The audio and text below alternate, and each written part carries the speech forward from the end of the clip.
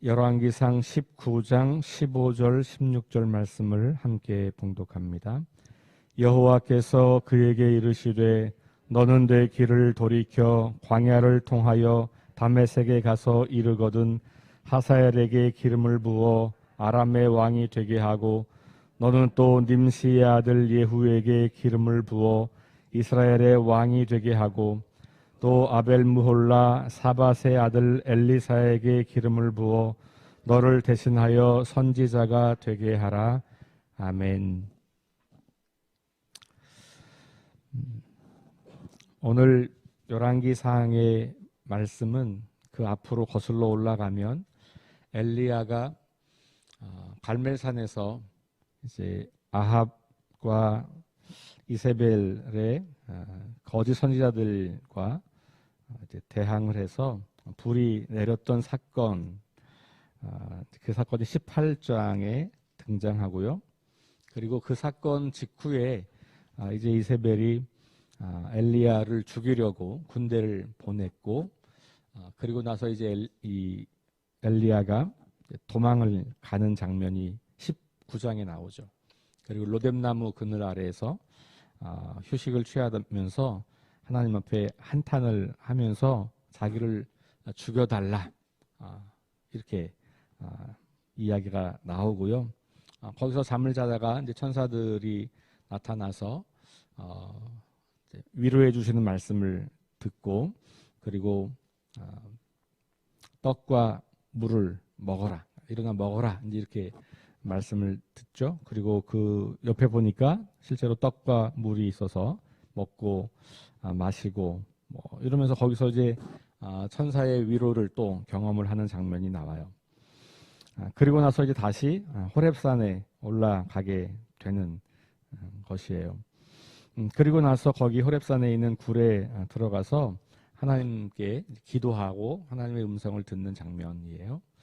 너가 왜 여기 있느냐, 그렇게 말씀을 하니까 내가 아주 열심을 가지고 주님을 섬겼고 이스라엘 자손들이 주의 언약을 버리고 주의 제단을 헐고 그리고 주의 선지자들을 죽였고 그런데 이제 나 혼자 남았다, 그런 이야기를 하면서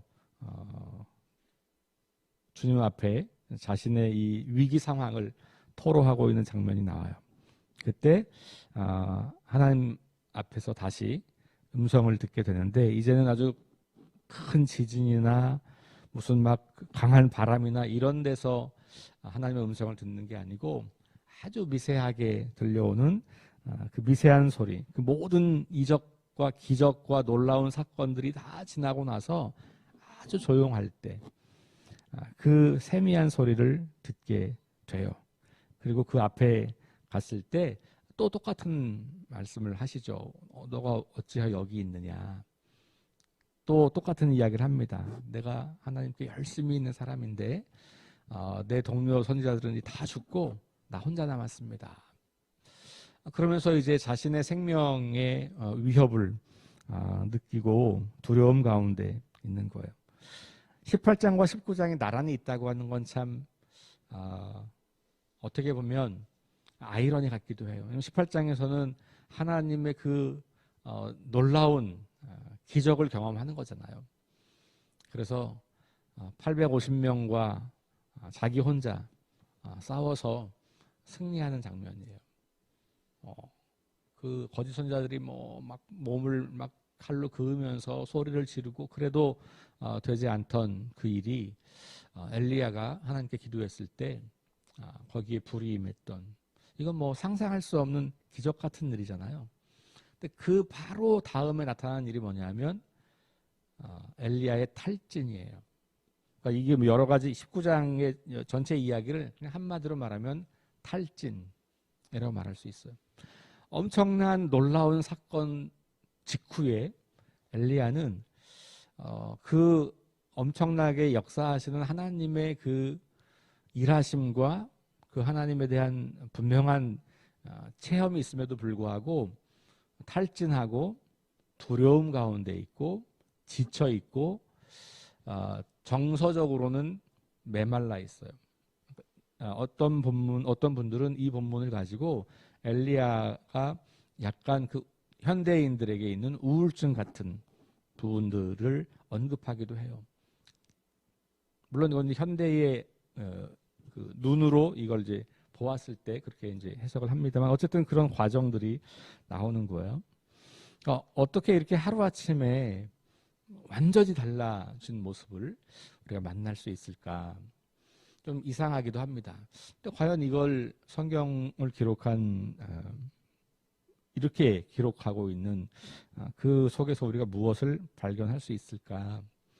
근데 오늘 읽은 본문이 그 해답을 줘요. 그게 뭐냐 하면 하나님께서 그렇게 이제 호소하고 자기의 생명의 위협을 느끼면서 내가 지금 죽을 고비에 있다라고 말을 할 때 하나님께서 이 엘리야에게 뭐라고 말하냐면 15절 오늘 읽은 말씀이잖아요. 너가 다메섹에 가서 하사엘에게 기름을 부어서 아람의 왕이 되게 하라.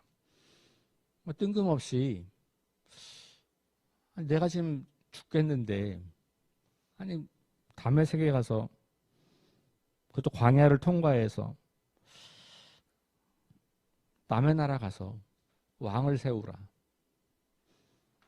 말이 잘 안 되는 말이에요. 그리고 나서 또 예후에게 가서 기름을 부어서 이스라엘의 왕이 되게 하라. 그래서 아람의 왕을 세우고 그 다음에 이스라엘의 왕을 세우고 그리고 마지막에 말씀하시는 말이 뭐냐면 사밧의 아들 엘리사에게 기름을 부어서 너의 뒤를 이어서 선지자가 되게 하라. 이렇게 말씀하시는 거예요. 이게 무슨 말일까요? 너의 때가 끝났다는 거예요. 그러면 엘리야가 더 이상 무능해져서 그러냐? 그런 건 아닐 거예요. 사람에게는 다 때가 있는 것이죠. 그래서 엘리야에게 너의 때가 지났고 이제는 엘리사를 통해서 내가 일을 할 것이다 라고 하는 말씀을 들은 거예요. 저 같으면 되게 서운할 것 같아요. 나 아직도 건강하고 아직도 내가 하나님을 향한 사랑이 남다르고 아직도 내가 할 수 있는 게 너무 많을 것 같은데 그런데 그만하라는 거예요. 여러분 같으면 어떠시겠어요? 여러분이 지금 이 엘리야예요. 저는 그러면서 모세를 한번 좀 생각해 봤어요. 모세가 가나안의 이스라엘 백성들을 데리고 왔잖아요. 40년이라는 그 긴 세월을 겨우 말 안 듣는 이스라엘 백성들을 모세 입장에서 보면 달래고 때로 혼내기도 하고 물론 하나님께서 지시하시는 것을 가지고 했지만 그 가운데 때로 모세가 실수하기도 하잖아요. 막 역정을 내기도 하고 자기의 이 죄된 본성이 나오기도 하고 뭐 여하튼 그런 과정을 거치면서 수많은 사람들은 죽고 다시 태어나고 뭐 그러면서 이제 눈앞에 약속한 땅이 있는데 하나님께서 여기까지 모세 넌 여기까지야. 그리고 그 40년을 버텼는데 1년 좀 버티면 어때요? 그렇잖아요. 아니 하나님도 좀 야속하시지 않아요? 아니 그냥 가나안 땅에 들어간 다음에 거기서 땅 다 나누고 그렇게 편안하게 눈을 감게 해도 되지 않겠어요? 근데 역할이 거기서 끝이라고 말하는 거예요. 그리고는 바로 눈앞에 두고 후계자를 세워서 여호수아가 그 일을 하게 해요.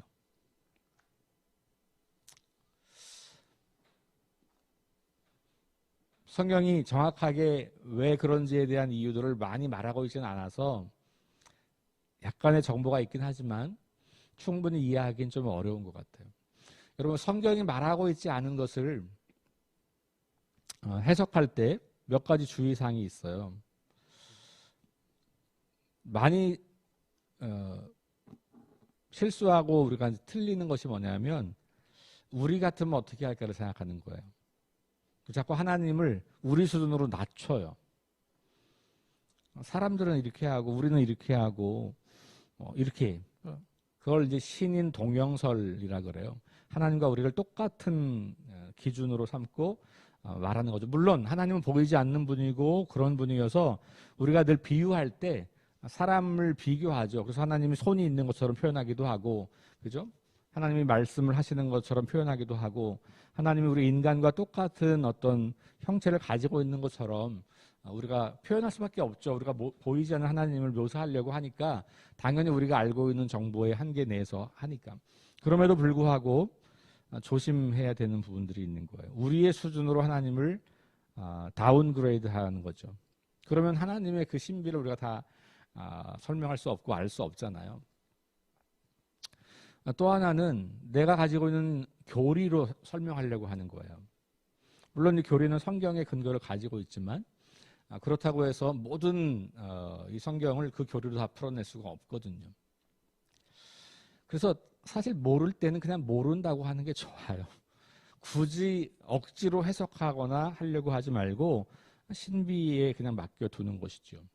왜 그런지 잘 몰라요, 사실. 하나님께서 왜 엘리야를 이때에 그만두게 하셨는지는 잘 모를 거예요. 그러나 결과론적으로 우리가 볼 때에는 어쨌든 정확히 알지 못하겠지만 때가 있을 수 있다. 우리에게 마찬가지. 우리가 어떤 것을 경험할 때, 마주하게 될 때, 난 잘 이해가 안 될 때가 있어요. 이해가 안 되지만 이게 하나님께서 하시는 일이 분명하다고 하는 확신을 갖게 될 때 이유를 찾으려고 하지 않아도 괜찮아요. 난 잘 모르겠지만 하나님이 하시는 것을 난 신뢰해. 근데 내가 이유를 자꾸 갖다가 설명을 붙이려고 하죠. 내가 생각하는 것대로. 그러면서 우리는 하나님을 내 마음대로 이렇게 하기가 쉬운 거예요. 자, 엘리야가 이렇게 하나님 앞에 섰을 때 하나님께서 그만 너의 때가 다 지났다라고 말을 하시고 엘리사를 세워서 하게 하라 이렇게 이제 이야기를 했을 때 엘리사가 거기에 대해서 뭐 크게 반응하지 않아요. 그죠? 그리고 나서 엘리사를 바로 불러서 엘리사에게 자신의 사역을 위임하려고 하는 그런 장면들이 나옵니다. 그리고 이제 20장에 가면 아람과 이스라엘의 전쟁이 나오고 그러니까 이 이야기 때문에 아마 왕을 세우는 이야기가 나왔던 것이고 그러면서 이제 엘리사에게 리더십을 이양하면서 자신의 시대를 마감하게 되고 이제 이런 이야기가 나오는 거죠. 사람에게는 때가 있고 내가 더 하고 싶지만 그만해야 할 때가 더 가고 싶지만 그만 가야 할 때가 있다는 것을 생각해 보게 돼요. 교회의 일도 마찬가지고 또 여러분들이 어떤 뭐 직장이나 어떤 뭐 이런 것도 마찬가지인 것 같아요. 뭐 직장이야 이제 정해져 있는 나이가 법적으로 있고 하니까 뭐 그걸 따르면 되겠습니다만 하나님의 일을 한다고 할 때에 역할을 잘 정의하고 또 한계를 잘 정의하는 것은 굉장히 중요한 지혜겠다. 이런 생각이 드는 거죠. 자, 오늘 이 말씀 묵상집을 보면 하디 선교사님이 1903년에 일으켰던 부흥운동이 1926년에 다시 23년 뒤죠. 23년이네요. 23년. 그러니까 뭐 20년 뒤에 협성신학교, 지금의 감리교신학교의 학생 부흥회 현장에서 일어나고 있는 것을 하디 선교사님이 목격합니다. 자신이 했던 것과 똑같은 부흥의 역사가 일어나고 있는 것을 봐요. 그러면서 하디 선교사님이 나도 이제 내 사역을 마무리할 때가 되었나 보다라는 생각을 하게 돼요. 그래서 그동안 20년 동안 이 신학교에서 열심히 사역을 했어요. 그리고 그 사역의 결과로 많은 제자들이 생겼고 그 제자들이 한국 교회를 이끌고 가고 있는 것이죠. 특별히 옥고를 치르고 나온 2명의 목사님을 강사로 초빙했어요. 1923년 2월에 학생 부흥회를 하게 될 때에 3.1운동 민족 대표로 참여해서 2년 8개월의 옥고를 치르고 나온 이필주 목사님, 김창준 목사님을 강사로 초빙해서 말씀을 듣는 시간을 가졌던 거예요. 그런데 첫날, 둘째 날 별로 그냥 큰 뭐가 없이 지나갔고 이 두 강사님이 계획을 바꾸어서 기도를 많이 하게 하고 그러면서 자기 자신들의 죄를 먼저 고백하는 일을 하게 돼요. 그게 102페이지에 보면 두 번째 단락에 나오죠. 이필주 김창준 목사는 방식을 바꾸어 둘째 날부터 함께 강단에 올라 설교는 짧게 하고 1시간 넘게 성령이 임하시기를 간절히 기도했습니다. 그리고 분노와 불성실, 질투, 외식, 하나님보다 세상 것을 더 사랑한 것, 남을 비난하고 불평한 것 등을 공개 자복했습니다. 누가 했다는 거예요? 목사님들이 했다는 거예요. 두 분 목사님이. 그러니까 부흥의 강사로 온 두 분 목사님이 사람들에게 회개하라고 말하기 전에 자기들의 죄를 공개적으로 회개했다는 거예요. 그러니까 우리 한국교회 초대교회는 정말 놀라운 교회예요. 다시 말씀드리지만 죄를 혼자서 그냥 하나님 앞에 기도한 게 아니었어요. 그 견딜 수가 없어서 그것은 사람들 앞에서 이야기를 했던 것이고 그렇게 이야기를 하고 나면 사람들이 이 회개한 사람들을 이상히 보거나 무시하거나 나쁘게 보거나 그러지 않았다는 거예요. 그랬다면 교회가 자랄 수 없었겠죠. 그걸 듣고는 다른 사람들도 다 자기의 죄를 생각해내는 거예요. 저 인간이 저랬단 말이야? 저러고도 목사야? 저러고도 선교사야? 뭐 저런 인간이 다 있지?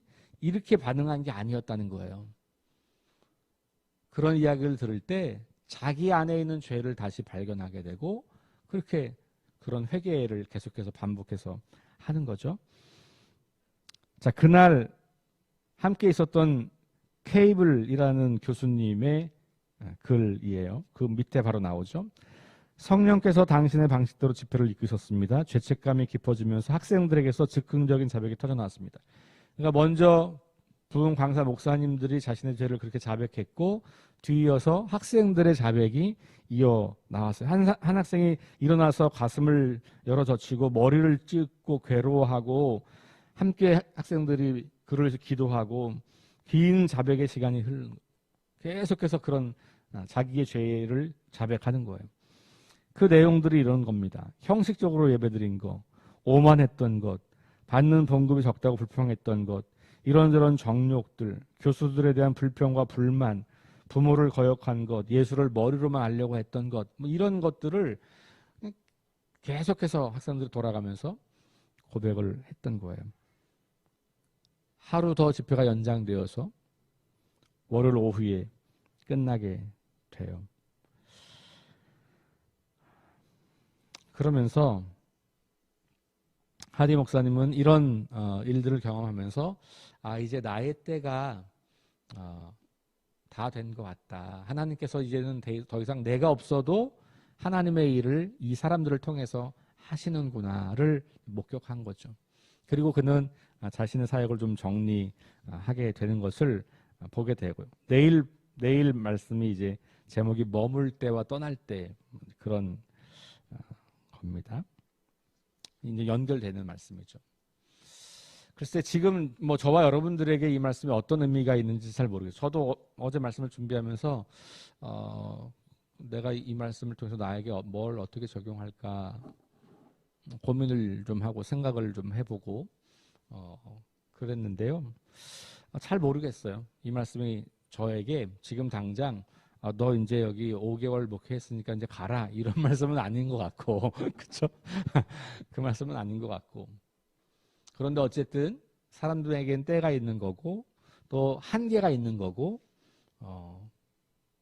하나님이 나를 통해서 늘 일하시는 게 아니고 오히려 그 후배들을 통해서 다음 세대를 통해서 그 일이 계속 되기를 원하신다. 그런 말씀으로 저는 좀 이해가 됐어요. 우리 교회는 비교적 좀 연령대가 높은 교회잖아요. 그래서 그 높은 연령대에 있는 분들이 후배 세대들이 계속해서 하나님의 일을 잘 감당하는 것을 지켜보고 응원하고 격려하고 그런 그 어떤 뭐 주어진 지도력은 아니지만 그런 어떤 영적 지도력을 이양하고 계승하고 그것을 또 이어받을 사람이 있어야 하고 이런 것을 좀 생각하게 됐어요. 우리 교회가 50년 뒤에도 존재할 수 있을까? 전 그런 고민이 많아요. 우리 교회가 80년 뒤에도 여전히 이곳에서 존재할 수 있을까? 건물을 부수지 않으면 존재하겠지만 사람이 존재할까? 50년 뒤면 여기 있는 분들 대부분은 안 계실 거예요. 그렇죠? 이 중엔 지금 제가 제일 어린 것 같으니까. 저도 100살이 넘잖아요. 50년 뒤에. 그렇게 멀지 않아요. 50년. 50년 뒤에 우리 교회가 어떻게 될까? 한 가지 분명한 믿음은 하나님께서 하나님의 교회를 버리진 않으신다는 거죠. 근데 그 뒷면에는 이런 게 있어요. 하나님의 교회다울 때. 하나님의 교회로서 기능을 여전히 할 때 하나님이 남겨두시는 거지, 하나님의 교회답지 않은 모습으로 계속 존재하면 하나님은 아마 그 이전에 이 교회를 없앨 수도 있어요. 왜냐하면 하나님의 교회가 필요한 거지 세상의 조직이 필요한 건 아니거든요. 그러면 우리가 과연 어떻게 해야 될 건가라고 하는 고민을 우리는 좀 많이 해야 되는 시기인 것 같아요. 저는 오늘 이 말씀 앞에서 하나님의 때, 하나님이 일하시는 방식은 결국 사람들을 계승해서 새로운 사람들을 통해서 일을 하실 텐데, 엘리야는 엘리사라는 인물을 키웠어요. 그렇죠. 사람을 키운 거예요. 그러니까 이때가 엘리야에게 문제가 있을 수도 있겠지만 전 한편으로는 엘리사라고 하는 준비된 사람이 있기 때문이라고 보기도 해요. 엘리사가 몇 년 더 할 수도 있었을 거예요. 하나님께서 그렇게 하게 할 수도 있었을 거라고 생각해요. 그런데 엘리사라고 하는 준비된 일꾼이 있으니까 그에게 넘겨서 그를 통해서 일을 하시는 거라고 볼 수도 있을 것 같아요. 그렇다면 우리 교회는 그렇게 사람들, 다음 이 교회를 계속해서 계승해 나갈 사람들을 잘 키우고 있는가?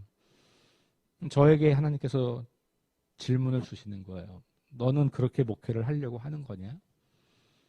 나의 교회를 너가 30년, 50년, 80년 뒤에 어떤 교회로 존재하게 할 거냐? 너에게 주어진 시간 동안. 그런 걸 좀 생각해 보고 있습니다. 오늘 말씀이 우리 모두에게 선명하게 뭔가 확실한 뭘 주는지는 잘 모르겠어요. 일단 저에게도 좀 불분명한 것들이 좀 있으니까. 그러나 오늘 저는 이 말씀을 통해서 우리의 이 100년을 이어온 또 하대 선교사님으로부터 시작해서 한국교회의 아주 중요한 자산인 우리 석교교회가 과연 어떻게 계속해서 이 믿음의 길을 걸어갈 수 있을 것인가? 그냥 지금 우리가 하는 대로 하면 될까? 그런 질문이 있는 것이죠.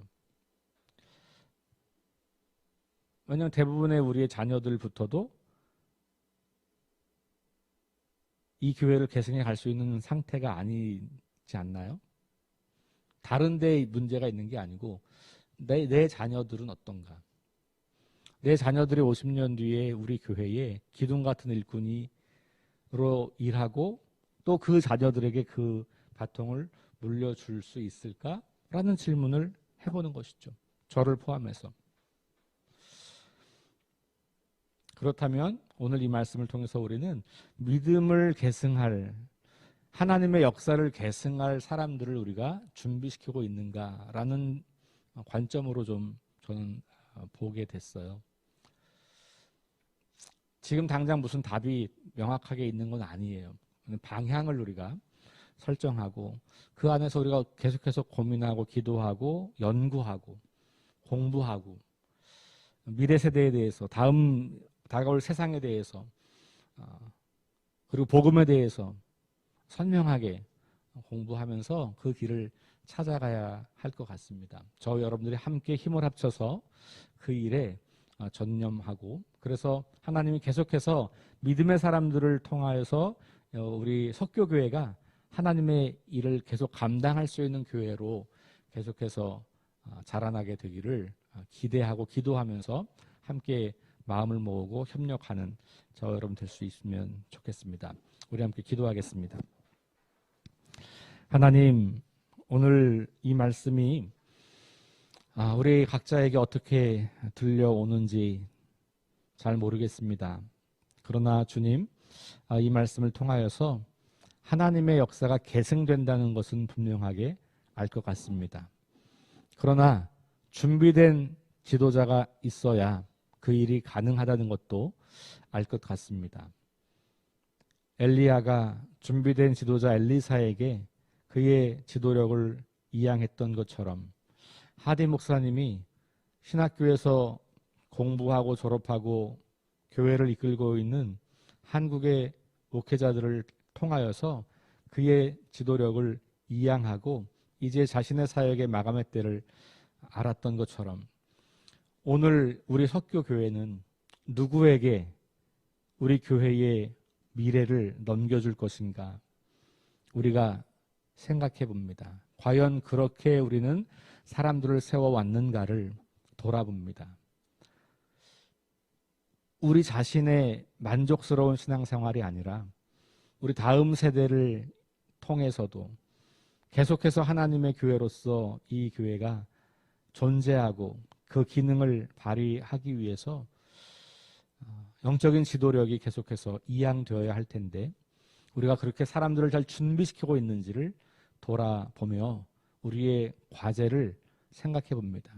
하나님, 우리가 마음을 다하고 힘을 다하고 온 정성을 다하여서 사람들을 준비시키는 일에 집중할 수 있도록, 그래서 우리 교회가 세월이 지나도록 더 굳건하게 하나님 나라 복음을 가지고 온 세상에서 하나님의 일을 감당하는 교회로서 부족함이 없도록 우리를 이끌어 주옵소서. 예수님 이름으로 기도합니다. 아멘. 우리 함께 합심해서 기도합니다. 하나님 나라 시민답게 살아가게 해주시고 하나님 말씀이 기준이 되게 해주십시오. 이 두 가지는 참 중요한데요.